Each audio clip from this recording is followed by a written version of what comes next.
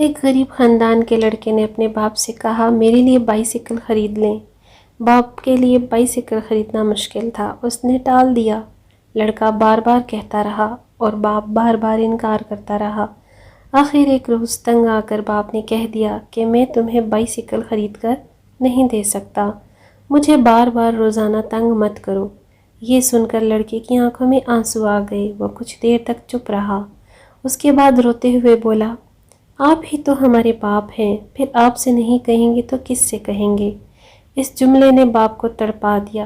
اچانک اس کا انداز بدل گیا تو اس نے کہا، اچھا بیٹا، اطمینان رکھو، میں تمہیں بائیسیکل لے کر دے دوں گا۔ تو اس لیے کہتے ہوئے باپ کی آنکھوں میں آنسو آ گئے۔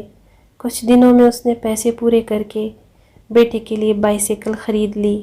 لڑکے نے ظاہراً ایک لفظ کہا تھا، مگر یہ ایک لفظ ایسا تھا جس کی قیمت اس کی اپنی زندگی تھی، جس میں اس کی پوری ہستی شامل ہو گئی تھی۔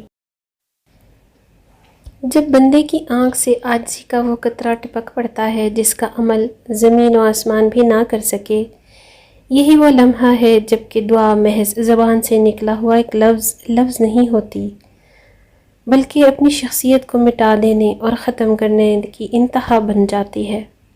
اس وقت اللہ کی رحمتیں اپنے بندے پر ٹوٹ پڑتی ہیں، بندگی اور خدائی دونوں ایک دوسرے سے راضی ہو جاتے ہیں۔ قادر مطلق عاجز مطلق کو اپنی آغوش میں لے لیتا ہے۔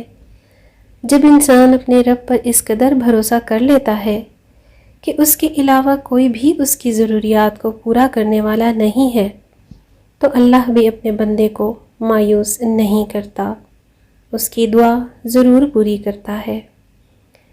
اور ہمارا یہ یقین اور بھروسہ ہی ہمارے ایمان کو پورا کرتا ہے۔